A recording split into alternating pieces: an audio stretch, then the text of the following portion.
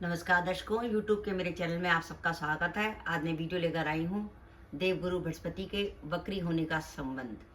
देवगुरु बृहस्पति 9 अक्टूबर 2024 से वक्री होने जा रहे हैं और वो 3 फरवरी 2025 तक वक्री ही रहेंगे।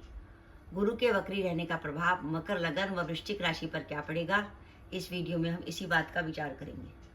सबसे पहले हमें समझे कि मकर, लगन व वृश्चिक राशि का क्या अर्थ है। यह आपकी लगन कुंडली है। पहले भाव में 10 नंबर लिखा है, इसका अर्थ है आपका मकर लगन है। चंद्रमा लाभ भाव में बैठा है 8 नंबर में, इसका अर्थ है आपकी वृश्चिक राशि। यानी आपका कॉम्बिनेशन अगर मकर, लगन व वृश्चिक राशि का बनता है तो आप ये वीडियो देखकर लाभ उठा सकते हैं। मकर लगन में इस समय वर्तमान में देवगुरु बृहस्पति पंचम में गोचर कर रहे हैं, जहाँ का शुभ फल देते हैं। लेकिन जैसे ही वो वक्री होंगे तो चौथे भाव की तरफ जाएंगे, जिसके कारण गुरु आपके लिए अशुभ फल देंगे। वृश्चिक राशि में देवगुरु बृहस्पति सप्तम में गोचर कर रहे हैं, जहाँ का शुभ फल देते हैं। लेकिन वो जैसे ही वक्री होंगे तो वो छठे भाव की तरफ जाएंगे, जो थोड़े नेगेटिव है। तो उसमें सबसे पहले एक ध्यान रखने वाली बात यह है कि वक्री गुरु यहाँ पे मकर, लगन, और ये मैंने लिख दिया है कि वक्री गुरु मकर, लगन और वृश्चिक राशि दोनों से अशुभ है। लेकिन इसमें एक बात ध्यान रखिए कि ओरिजिनली मकर लगन से भी गुरु शुभ भाव में गोचर कर रहे हैं, वृश्चिक राशि से भी गुरु शुभ भाव में गोचर कर रहे हैं, तो वो आपके लिए ज्यादा कुछ बिगाड़ेंगे नहीं। हाँ, लेकिन क्योंकि जब वो वक्री हो गए हैं तो जब तक वो वक्री रहेंगे 9 अक्टूबर 24 से 3 फरवरी 25 के बीच में, तो आप देखेंगे कि कामों की गति आपकी कुछ धीमी हो जाएगी और कामों में आपको कुछ बाधा का अनुभव होगा। तो अब हम ये देखते हैं कि काम में गुरु के वक्री होने से क्या क्या बाधाएं आ सकती हैं। पहली बात करें हम कैरियर की। आप मकर, लगन व वृश्चिक राशि के जातक हैं तो पहली बात, 9 अक्टूबर 24 से 3 फरवरी 25 के बीच में कैरियर को लेकर सावधानी। कैरियर में आपको कुछ परेशानी आ सकती है। कार्यस्थल पर विवाद की स्थिति बन सकती है। उच्च अधिकारी आपसे नाराज हो सकते हैं। कार्यस्थल पर आपका किसी से विवाद हो सकता है। हो सकता है कि गुरु के वक्री रहने की अवधि के दौरान काम में आपके ऊपर काम का बोझ डाल दिया जाए। आपकी ऐसी जगह पोस्टिंग कर दी जाए जहाँ पे आपके ऊपर काम आपको ज्यादा करना पड़े, आपको लगे कि हमें तो कोलू का बैल बना दिया। इसके अलावा गुरु के वक्री रहने की अवधि के दौरान आपके अचानक ट्रांसफर की भी संभावना बनती है। और बाई चांस आपके पास जॉब नहीं है और आप जॉब की तलाश में हैं, या ऐसी स्थिति में कई बार ऐसी भी संभावना बन सकती है कि अगर आपको जॉब भी मिले तो आपको स्थान परिवर्तन करना पड़े। तो इन सब चीजों का ध्यान रखिए कि कैरियर को लेकर कुछ ना कुछ परेशानी होने की संभावना है।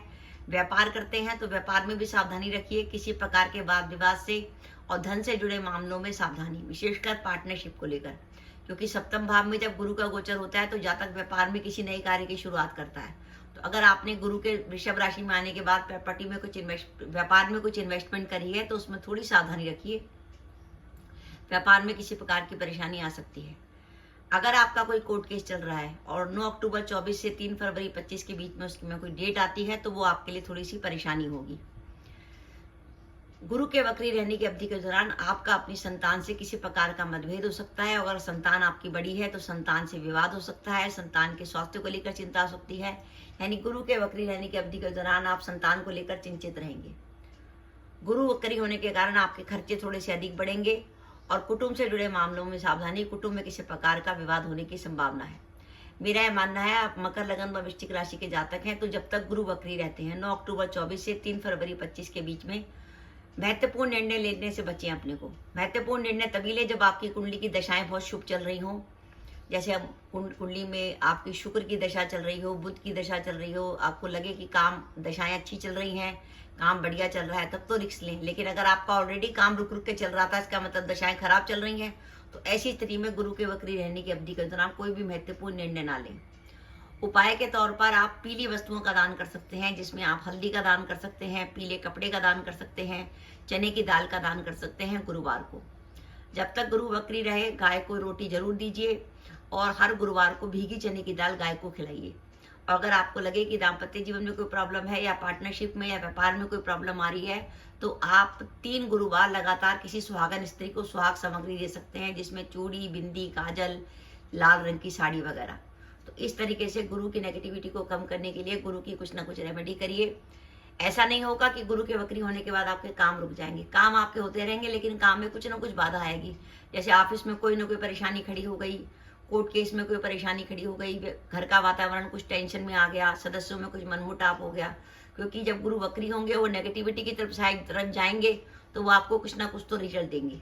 हाँ, आप मकर लगन और वृश्चिक राशि के जातक हैं और लंबे समय से अगर प्रॉपर्टी में निवेश करने की सोच रहे थे तो गुरु के वक्री रहने की अवधि के दौरान आप प्रॉपर्टी में निवेश करके लाभ उठा सकते हैं। तो मेरा यह मानना है कि इस बात का ध्यान रखिए कि अगर आपका मकर लगन और वृश्चिक राशि है तो लगन व राशि दोनों से ही गुरु अशुभ है। तो दर्शकों, ये मेरा वीडियो था, आपको कैसा लगा प्लीज कमेंट बॉक्स में कमेंट करके बताइएगा। इसके साथ ही अगर आप मेरे चैनल पर पहली बार आए हैं और आपने मेरे चैनल को अभी तक सब्सक्राइब नहीं किया तो कृपया मेरा चैनल सब्सक्राइब कर दें, साथ ही बेल आइकन को भी दबा दें, जिससे जब भी मैं अपनी वीडियो अपलोड करूं उसकी नोटिफिकेशन आपको मिल जाए और आप मेरा वीडियो देख सकें। इसके साथ ही नमस्कार दर्शकों, जय माता दी।